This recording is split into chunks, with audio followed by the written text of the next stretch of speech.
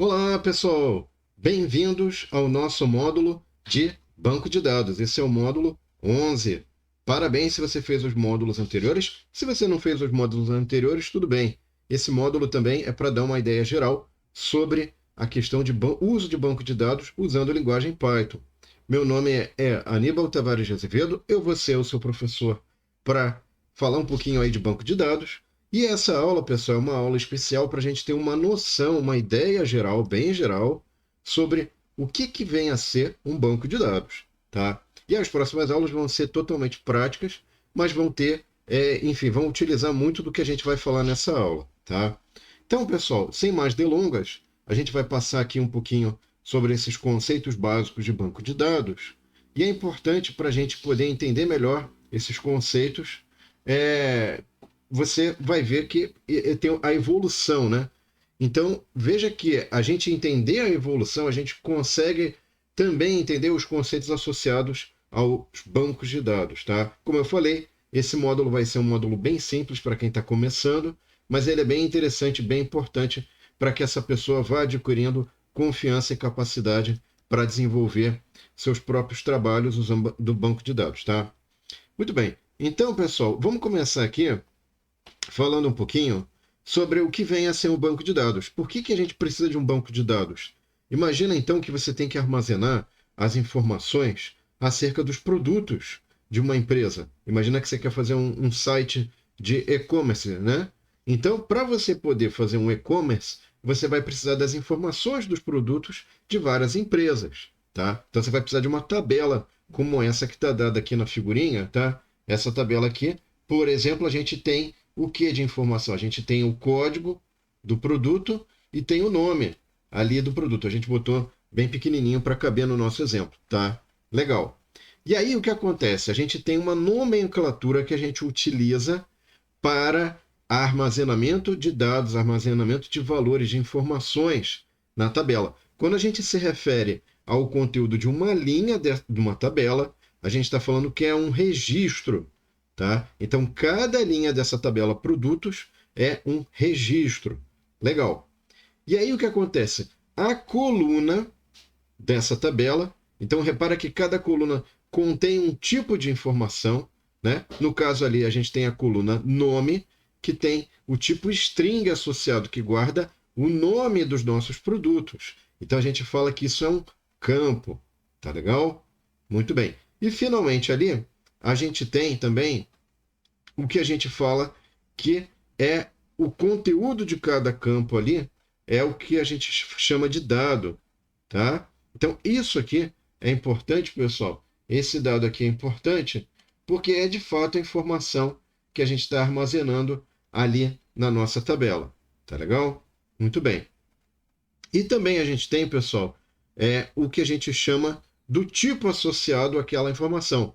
Por quê? Porque toda vez que eu for guardar a informação, pessoal, isso tem um custo do ponto de vista de armazenamento. Eu não tenho armazenamento infinito. Então eu tenho que saber quais são os tipos que eu vou precisar para armazenar cada valor de maneira adequada. Por exemplo, se aquela informação é um valor inteiro, eu não vou usar o tipo string porque eu vou gastar mais espaço. Isso pode parecer que não tem nenhuma importância, mas quando o seu banco de dados tem milhares de produtos, e isso é muito comum, as empresas terem milhares de produtos, isso começa a fazer diferença, tá? Então, só para a gente resumir, para ter um quadro, resumo, então pensa no seguinte, um banco de dados é o quê? De forma mais simples possível, é uma tabela que vai guardar informações. E quais são os componentes dessa tabela? Eu vou ter, então, o registro é a linha. Então, eu tenho um registro ali, eu vou ter o código, o nome, poderia ter a cor do produto, o formato, dimensão, enfim. Ok, isso é cada linha da tabela é um registro. Cada coluna é um tipo de informação, então tipo nome, tipo string, né, no caso. Enfim, então ali é o campo, tá? E finalmente a gente tem os dados, né, o conteúdo propriamente em cada célula dessa tabela que vai estar relacionado, associado a um determinado tipo string, tipo int, tipo double, tá certo? Isso, se você não sabe o que é, que se você não entendeu esse negócio do tipo, vai aparecer um card aqui em cima, sugiro dar uma olhada no módulo 1 sobre os tipos que a gente tem de variáveis, tá? E aí você vai entender um pouquinho mais sobre isso. Legal. Então, pessoal, só para a gente se ater, esse é o nosso quadro resumo, tá certo? Do que é um banco de dados. O banco de dados não é só isso. Pode ser que lá no princípio do banco de dados fosse apenas tabelas, né? E aí a gente vai entrar no que a gente chama de modelos de bancos de dados, tá? Então, os modelos de banco de dados, pessoal, eles são variados. Vamos entender um pouquinho mais o que vem a ser isso, tá? Então, vamos falar esse que a gente falou agora. Olha, eu tenho aqui uma tabelona, tá certo? Essa tabelona tá aí, né? Então eu tenho ali eu tenho várias informações, eu tenho o registro, o nome, quantidade, data. Isso aqui é basicamente um arquivo que contém uma tabela. Então esse aqui é o tipo mais simples que a gente tem de modelo de banco de dados, tá? Legal.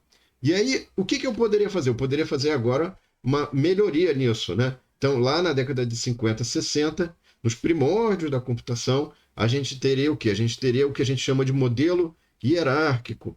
Então, nesse caso, você vai ter aí uma hierarquia de tabelas, né? E, obviamente, nesse modelo hierárquico, o que vai acontecer é que, por exemplo, aqui eu teria uma tabela de melhoria, e a partir dela eu posso construir uma de reconstrução, uma de manutenção e uma de reabilitação. A gente não precisa se ater muito a detalhes de como era feita essa arquitetura, até porque ela não é utilizada hoje. É só para dizer, olha, existia esse modelo, tá certo? E agora não existe mais. Legal. E aí o que eu tenho agora aqui, pessoal?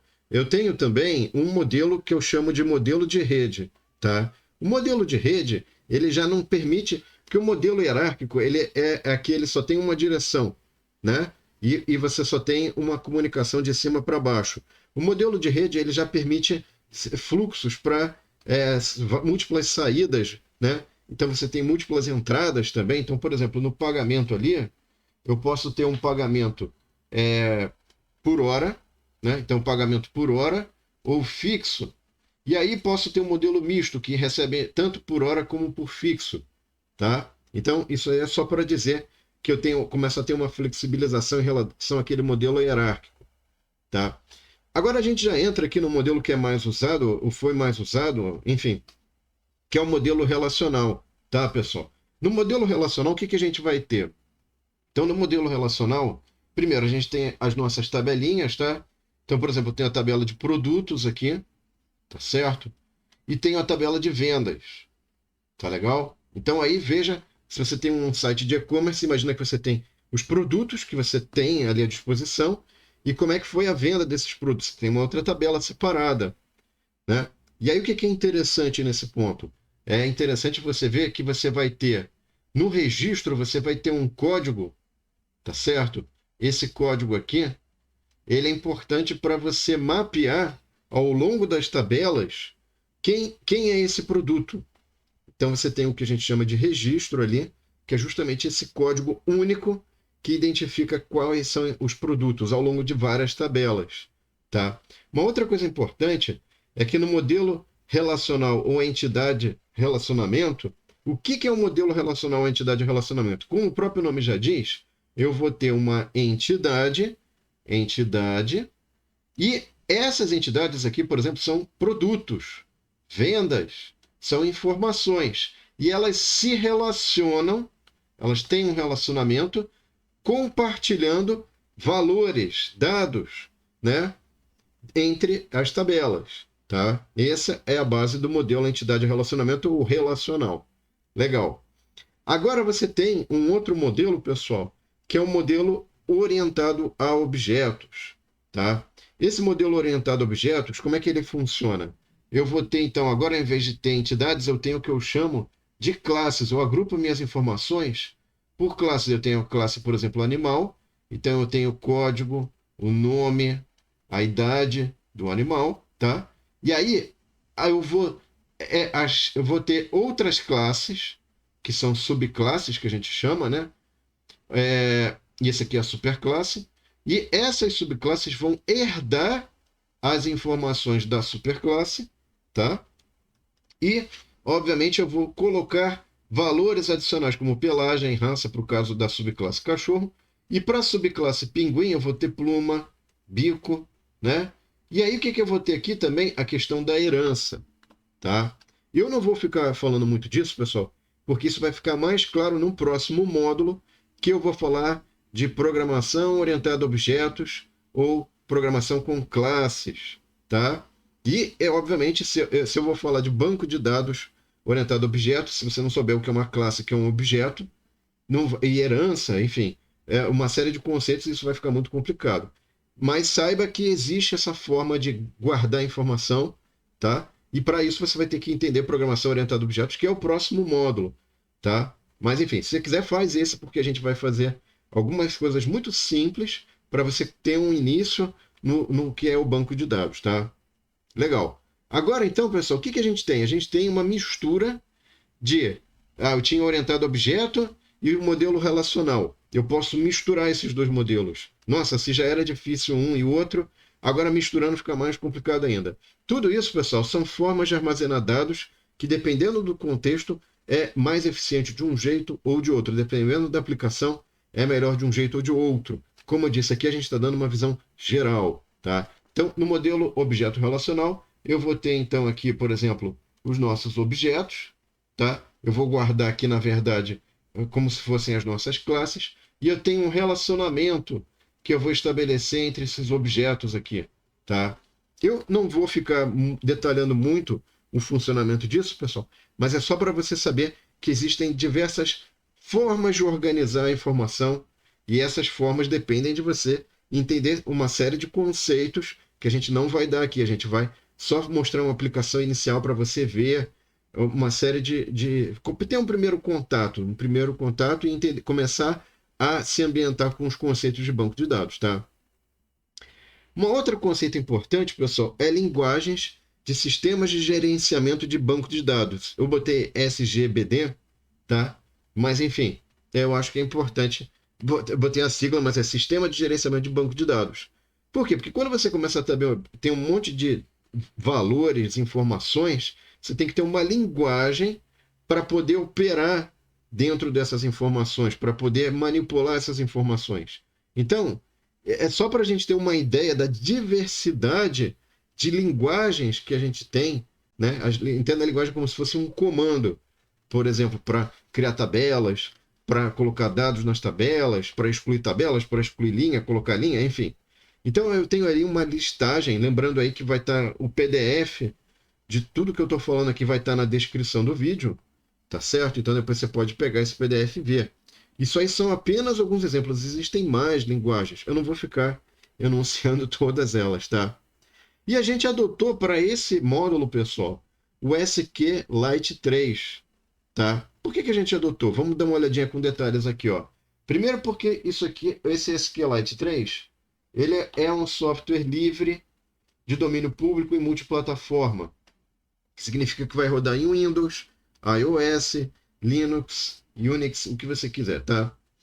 Aí você tem aí um mecanismo de armazenamento seguro com uma série de propriedades importantes para garantir que não vai ter problemas, tá? Isso aqui é um mecanismo bastante sofisticado aí, enfim, eu não vou detalhar ele, tá? Você não necessita de instalação, configuração ou administração. Então saiba, por exemplo, que muitos bancos de dados precisam, antes de você utilizar, de todo um setup inicial para você poder começar a mexer nele. Isso é importante por uma série de razões. Por exemplo, definir permissões. Quem pode construir tabelas, ou colocar tabelas, ou ler, ou retirar dados, enfim. Isso aí, o SQLite não precisa disso, tá? Acho que é interessante para um primeiro aprendizado do que é um banco de dados, tá? Legal. O que mais? Ele implementa a maioria do SQL92, que é o padrão para banco de dados no modelo relacional, tá? Que é um primeiro modelo aí mais simples, né? Que é usado, o hierárquico e o em rede ninguém usa basicamente hoje em dia, é mais o relacional, a entidade de relacionamento, né? Ou então objetos e o objeto relacional. Ele também permite guardar o banco de dados em um único arquivo. Então isso é muito legal, pessoal, porque isso evita confusão. Você começa a mexer com muito arquivo e tal. Então é um modelo bem simplesão nos moldes ali do que a gente teve nos primórdios de banco de dados, tá? O que mais? Ali ele suporta bases de dados abaixo de 2 terabytes, acima disso você vai ter problemas, não vai conseguir usar, e não tem dependências externas, tá? Legal. E com isso, então, pessoal, a gente teve uma visão geral. Eu não coloquei questões de segurança, questões de permissão, questões de administração. Não vou entrar nesse mérito e não vou entrar em profundidade nessas questões, porque o intuito desse módulo é te dar uma visão geral, uma visão inicial, bem inicial mesmo, sobre o uso de banco de dados, tá? E, obviamente, a gente vai fazer relação com conceitos, com alguns conceitos que a gente viu em módulos anteriores, sempre citando aí quando for necessário esses módulos. Muito obrigado pela atenção de vocês, pessoal. Espero que vocês tenham gostado e não esqueçam de curtir, compartilhar e ver o nosso próximo vídeo, que aí já vamos começar a programar, botar a mão na massa, fazer código no Google Colab, vai ser bem bacana. Obrigado, pessoal. Espero vocês na próxima aula, então. Tchau.